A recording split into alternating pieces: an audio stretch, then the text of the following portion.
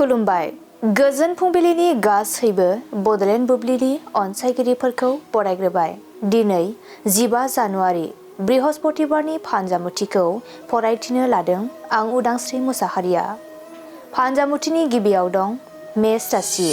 फिसा बाथ्रायाव दावराव दावसि सोमजिनो हागौ, सुथुर जालायना थागोन। बृष राशि। नखरनि सुबुंफोरजों गोरोबलायनानै थानो हागोन, नखराव अनलायनाय फैगोन। मिथुन राशि। गोथार खामानिखौ मावफुंना लानो हागोन, साननाया जाफुंगोन। कर्क राशि।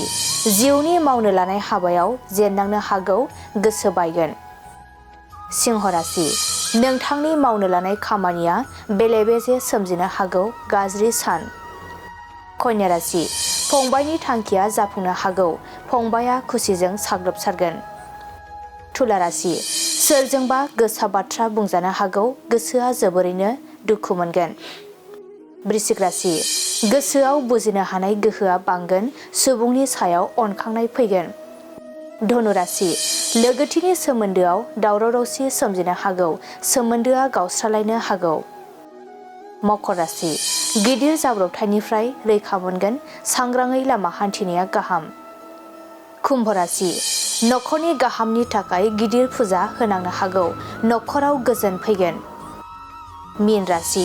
नोंथाङा सोरजोंबा लाजि फोनांजानो हागौ, गोसोखौ दुखु मोनगोन। दिनै सानसेनि राशि फरायथिनायाबो एसेनोसै। आसा खालामो नोंथांनि दिनैनि साना मोजाङै मोजां थांगोन, बेखौ बडलेण्ड बुब्लि नखरनिफ्राय मिजिंथिबाय। गोजोन्थों।